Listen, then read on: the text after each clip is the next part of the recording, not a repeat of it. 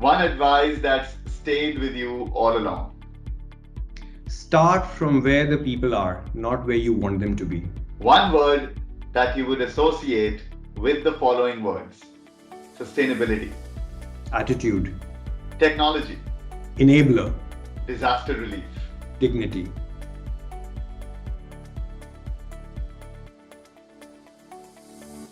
Over the past year, we've heard the phrase stay safe more often than ever before. Today, it's my honor to be joined by someone who makes this phrase real for many of us. Dr. Anshu Sharma, co founder Seeds India. Welcome to TEDatech, Anshu.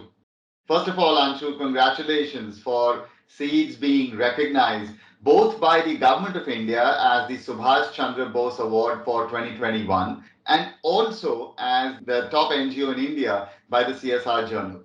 You've been a first responder to very different kinds of disaster recovery and sustainable development initiatives for close to 3 decades. How do you envision the role of technology in the areas of disaster relief operations and sustainable development planning? Technology is already transforming disaster aid completely. We've extended support to impacted groups across 12 states. We've reached out with more than 15 million meals. We've done health support. All of this without a single rupee being withdrawn from a bank or changing hands. We've accounted for all of this with due diligence, field evidences, without a single report being printed on paper. And we've coordinated this entire movement across over 100 people of our team, over 500 volunteers, without a single meeting being held with a lot of people face to face. This was completely unimaginable a year ago, and it has happened thanks to technology. The other bit, what we are doing right now this year, is under a program called Artificial Intelligence for Humanitarian Action, which we are doing with data science support from Microsoft. We are bringing down the granularity of early warnings, for disasters that are to come, which right now runs into hundreds of kilometers. So you may get a warning to say that your part of the city may get heavy rainfall or a flooding event. We are bringing it down to a single house level. So this change in granularity seems like science fiction, but it's happening today.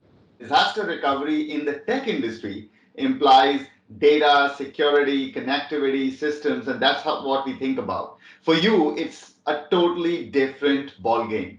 How do you prepare for situations that always come unannounced?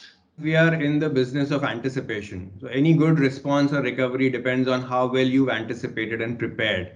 And the moment we think of disasters, we think of people who are being hit, who do not have the capacity to respond on their own or to recover, and they don't have the access or the affordability. That's where we step in to provide these services to them.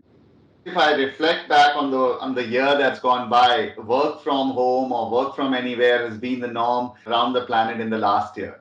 For you and your teams, it's been just the opposite. How do you go about ensuring that they are all empowered, motivated, and stay strong in the face of adversity? It starts from motivation, and it starts from the culture of the sector. When the pandemic happened, I think the biggest thing that happened for us is when we talk of the bottom 1% of society that we want to reach out to it, that bloomed, and there were so many people who were in such dire situations. Large part of our teams are volunteers who are embedded in these communities. I think where we did focus a lot more was to rally around each other, because as you will understand, there was a risk in people moving around. But I think it was more of the need to stay connected and stay together. And again, technology supported us in a very, very big way.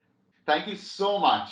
You continue to inspire us with everything you do. And to all the viewers, thank you for joining us at TEDatech.